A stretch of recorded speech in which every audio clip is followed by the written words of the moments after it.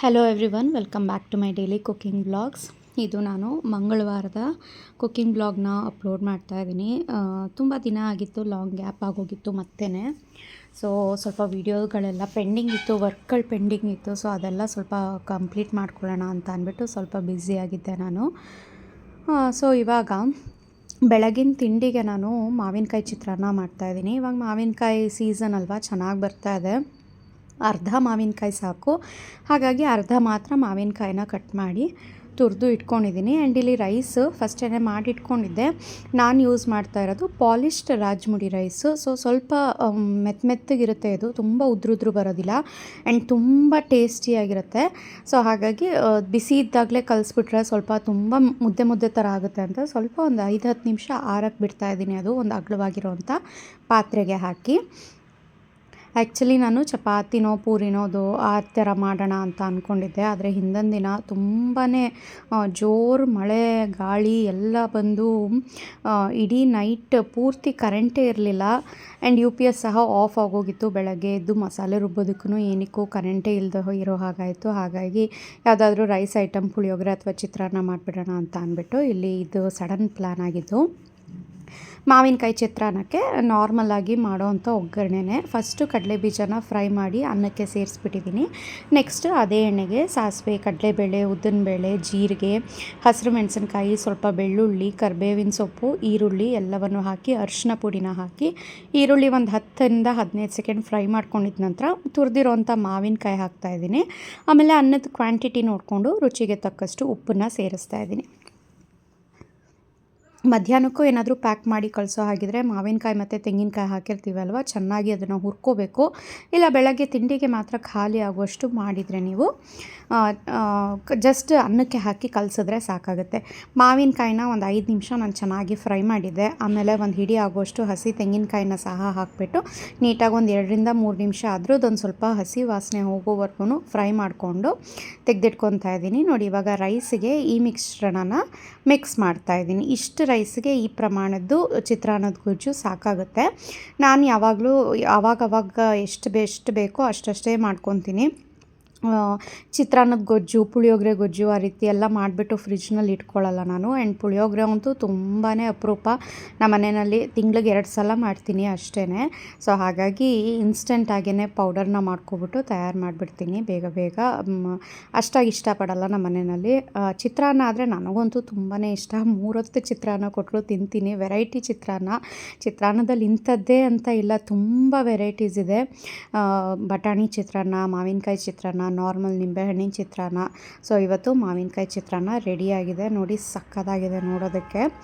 ತಿಂಡಿ ಆದಮೇಲೆ ಮಧ್ಯಾಹ್ನದ ಊಟಕ್ಕೆ ಪಪ್ಪು ಮಾಡ್ತಾಯಿದ್ದೀನಿ. ಆಂಧ್ರ ಸ್ಟೈಲ್ ಪಾಲಕ್ ಸೊಪ್ಪಿನ ಪಪ್ಪು. ಸೊ ಇಲ್ಲಿ ಬೇಳೆನ ಬೇಯಲಿಕ್ಕೆ ಇಡ್ತಾಯಿದ್ದೀನಿ.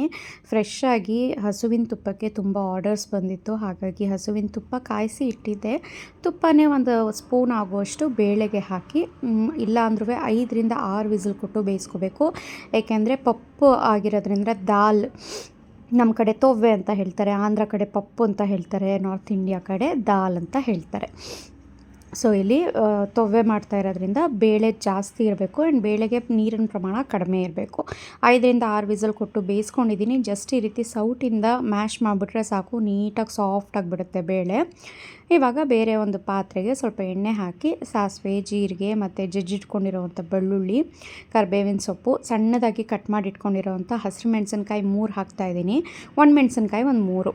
ಹಸಿರು ಮೆಣಸಿನ್ಕಾಯಿ ಏನಕ್ಕೆ ಈ ರೀತಿ ಸಣ್ಣದಾಗಿ ಕಟ್ ಮಾಡಿ ಹಾಕ್ತಾಯಿದ್ದೀನಿ ಅಂದರೆ, ಪಪ್ಪಲ್ಲಿ ಅನ್ನಕ್ಕೆ ಸಿಕ್ಬಿಟ್ರೆ ಉದ್ದುದ್ದ ಕಟ್ ಮಾಡಿದಾಗ ತುಂಬ ಖಾರ ಅಂತ ಅನಿಸುತ್ತೆ. ಅದೇ ಈ ರೀತಿ ಸಣ್ಣ ಕಟ್ ಮಾಡಿ ಹಾಕಿದಾಗ ಖಾರನೂ ಹೊಡೆಯುತ್ತೆ, ಅದು ಚೆನ್ನಾಗಿ ಅನಿಸುತ್ತೆ ಆ್ಯಂಡ್ ಸಿಗೋದು ಇಲ್ಲ ಸೈಡಿಗೆ ತೆಗೆದಿಡೋದಕ್ಕೆ. ಹಾಗಾಗಿ ಆರಾಮಾಗಿ ಎಲ್ಲವನ್ನು ಸಹ ತಿನ್ಕೊಬಿಡ್ಬೋದು. ಹಸಿರು ಮೆಣಸಿನ್ಕಾಯಿ ಎಲ್ಲ ಫ್ರೈ ಆದ ನಂತರ ಈರುಳ್ಳಿ ಹಾಕಿದ್ದೀನಿ. ಒಂದು ಈರುಳ್ಳಿ ಚೆನ್ನಾಗಿ ಫ್ರೈ ಆಗಬೇಕು. ಈರುಳ್ಳಿ ಸ್ವಲ್ಪ ಫ್ರೈ ಆಗ್ತಾ ಇದ್ದ ಹಾಗೆಯೇ ಟೊಮ್ಯಾಟೊ ಜೊತೆಗೇ 2 ಕಟ್ ಆಗುವಷ್ಟು ಪಾಲಕ್ ಸೊಪ್ಪನ್ನು ನಾನು ನೀಟಾಗಿ ವಾಶ್ ಮಾಡಿ ಕಟ್ ಮಾಡಿ ಇಟ್ಕೊಂಡಿದ್ದೀನಿ.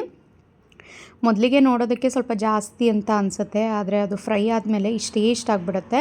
ಹಾಗಾಗಿ 2 ಕಟ್ ಬೇಕಾಗುತ್ತೆ ನಿಮಗೆ, 1 ಹೊತ್ತಿಗಾಗಲಿ 2 ಹೊತ್ತಿಗಾಗಲಿ ನೀವೇನಾದರೂ ಈ ಪಾಲಕ್ ಸೊಪ್ಪಿನ ಪಪ್ಪು ಮಾಡ್ಕೋತಾ ಇದ್ದರೆ. ಸೊ ನೋಡಿ, ಇಲ್ಲಿ ಫ್ರೆಶ್ ಪಾಲಕ್ ಸೊಪ್ಪು, ಯೂಶ್ವಲಿ ನಾನು ಈ ರೀತಿ ಸೊಪ್ಪುಗಳು ಎಲ್ಲ ತಂದಾಗ ಅಥವಾ ಮನೆಯಲ್ಲೇ ಬೆಳೆದಿರೋ ಅಂಥದ್ದು ಕಿತ್ತಿಟ್ಟಾಗ ಅವತ್ತೇ ಮಾಡಿಬಿಡ್ತೀನಿ. ಯಾಕೆಂದರೆ ತುಂಬ ದಿನ ಇಟ್ಟಷ್ಟು ನನಗೂ ಮರ್ತೋಗ್ಬಿಡುತ್ತೆ ಫ್ರಿಜ್ನಲ್ಲಿಟ್ಟರೆ, ಆ್ಯಂಡ್ ಅದ್ರದ್ದು ಸತ್ವನೂ ಹೋಗ್ಬಿಟ್ಟಿರುತ್ತೆ. ಹಾಗಾಗಿ ತಂದ ದಿವಸನೇ ಯಾವುದಾದ್ರೂ ಸೊಪ್ಪಿನ ಪಲ್ಯ ಅಥವಾ ಈ ರೀತಿ ಮಾಡಿಬಿಡ್ತೀನಿ. ಈ ಪಾಲಕ್ ಪಪ್ಪುಗೆ ಯಾವತ್ತೂ ಒಗ್ಗರಣೆಗೆ ಪಾಲಕ್ ಸೊಪ್ಪನ್ನು ಹಾಕಿ ಫ್ರೈ ಮಾಡ್ಕೊಳ್ಳಿ. ನೀವು ಬೇಳೆ ಜೊತೆಗೇ ಪಾಲಕ್ ಸೊಪ್ಪನ್ನು ಹಾಕಿ ಬೇಯಿಸ್ಕೊಬಿಟ್ರೆ ಅದು ಮಸಪ್ ಥರ ಆಗುತ್ತೆ, ಆವಾಗ ಅಷ್ಟು ಚೆನ್ನಾಗಿರಲ್ಲ, ಕ್ರಂಚಿ ಥರ ಇರಲ್ಲ. ಇಲ್ಲಿ ಪಾಲಕ್ ಸೊಪ್ಪು ಹಾಕಿದ ಮೇಲೆ ಅದಕ್ಕೆ ಅರಿಶಿನ ಪುಡಿ ಮತ್ತು ಉಪ್ಪು, ಹುಣಸೆ ರಸ 1/4 ಕಪ್ ಆಗುವಷ್ಟು ಸೇರಿಸಿದ್ದೀನಿ. ಟೊಮ್ಯಾಟೊನೂ ಹಾಕಿದ್ದೀನಿ. ಒಂದು ಸ್ವಲ್ಪ ಹುಣಸೆ ರಸ ಹಾಕಿದ್ರೆ ಟೇಸ್ಟ್ ಚೆನ್ನಾಗಿರುತ್ತೆ. ಇವಾಗ ಇದನ್ನು ಹಾಗೆ ಬಿಟ್ಬಿಡಬೇಕು. ಸೊ ನೋಡಿ, ಇಲ್ಲಿ ಒಂದು 3-4 ನಿಮಿಷಕ್ಕೆಲ್ಲ ಸೊಪ್ಪೆಲ್ಲ ಚೆನ್ನಾಗಿ ಫ್ರೈ ಆಗಿ ನೀರು ಬಿಟ್ಕೊಳ್ಳುತ್ತೆ. ಆವಾಗ ಅದು ಫ್ರೈ ಆಗಿದೆ ಅಲ್ವಾ, ಸೊ ಅಂದರೆ ಶ್ರಿಂಕ್ ಆಗಿರುತ್ತಲ್ವ, ಆವಾಗ ನಾವು ಬೇಯಿಸ್ಕೊಂಡಿರೋವಂಥ ಬೇಳೆನ ಇದಕ್ಕೆ ಹಾಕಬೇಕು.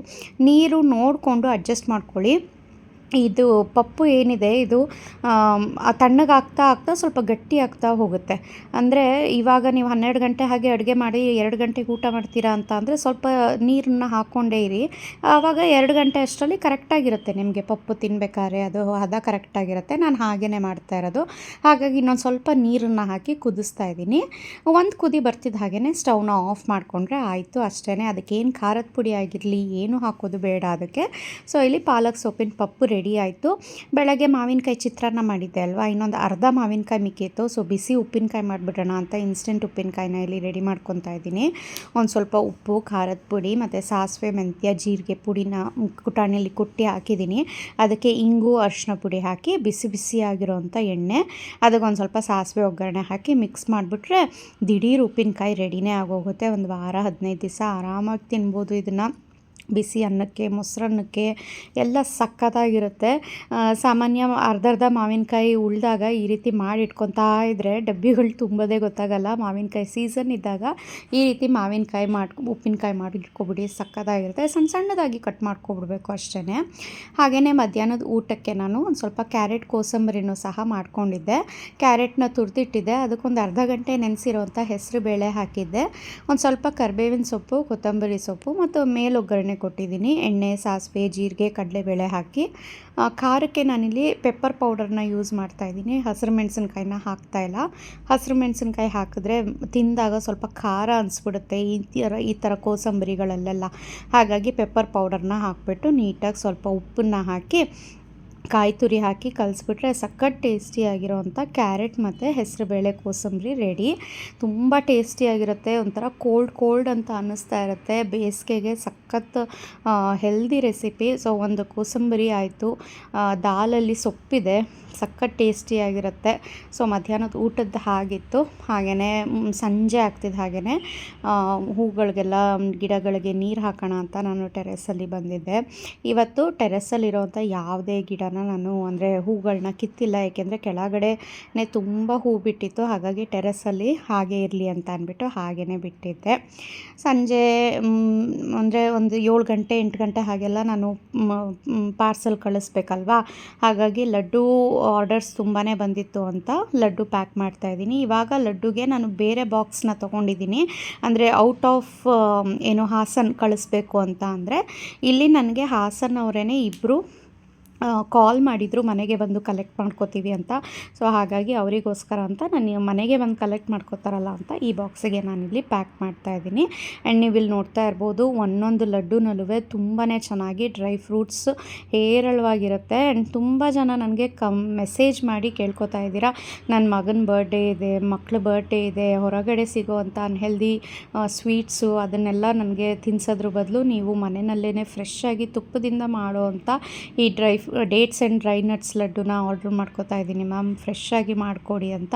ಸೊ ಖಂಡಿತ ನೀವು ಆರ್ಡರ್ ಪ್ಲೇಸ್ ಮಾಡಿದ ಮೇಲೇ ಫ್ರೆಶ್ ಆಗಿ ನಾವು ಪ್ರಿಪೇರ್ ಮಾಡೋದು.